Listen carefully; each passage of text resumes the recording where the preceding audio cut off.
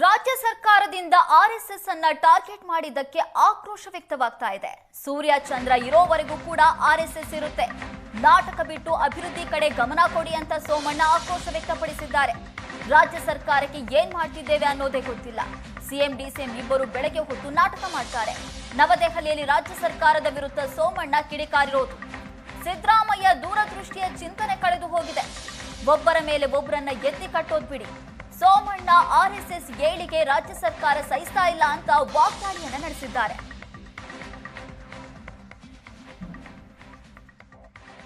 ಈ ಸರ್ಕಾರ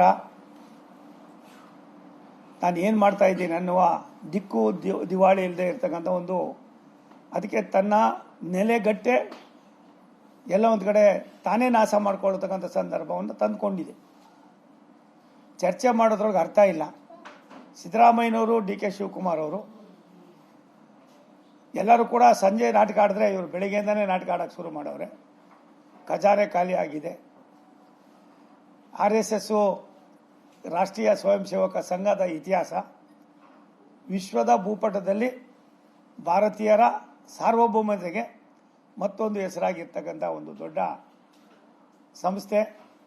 ಈ ಸಂಸ್ಥೆಯನ್ನು ತಮ್ಮಲ್ಲಿರ್ತಕ್ಕಂಥ ಕಿಚ್ಚನ್ನು ತಡ್ಕೊಳಕ್ಕಾಗ್ದಿರ ಇಂಥ ಕ್ಷುಲ್ಲಕವಾದ ಹೇಳಿಕೆಗಳನ್ನು ಕೊಡೋದ್ರ ಮುಖೇನ ಜನರ ಭಾವನೆಗಳನ್ನು ಬೇರೆ ಬೇರೆ ಕಡೆ ಸೆಳೆಯೋದಕ್ಕೆ ಇದೊಂದು ಹುನ್ನಾರ ಮಾಡಿದ್ದಾರೆ. ಸೂರ್ಯ ಚಂದ್ರ ಎಲ್ಲಿವರೆಗೂ ಇರ್ತಾರೋ ಅಲ್ಲಿವರೆಗೂ RSS ಇರ್ತದೆ. ಭಾರತೀಯರಾಗಿ ನಾವು ಹಿಂದೂ ದೇಶ ಎಲ್ಲಿವರೆಗೂ ಇರ್ತದೋ ಅಲ್ಲಿವರೆಗೂ ಕೂಡ RSS ಇರ್ತದೆ ಅನ್ನೋದು ಅವ್ರಿಗೂ ಗೊತ್ತಿದೆ.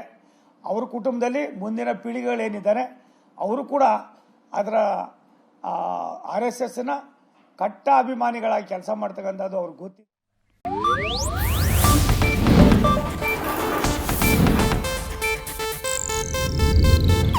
ಇದು ಏಷ್ಯಾನೆಟ್ ನ್ಯೂಸ್ ನೆಟ್ವರ್ಕ್ ಪ್ರಸ್ತುತಿ.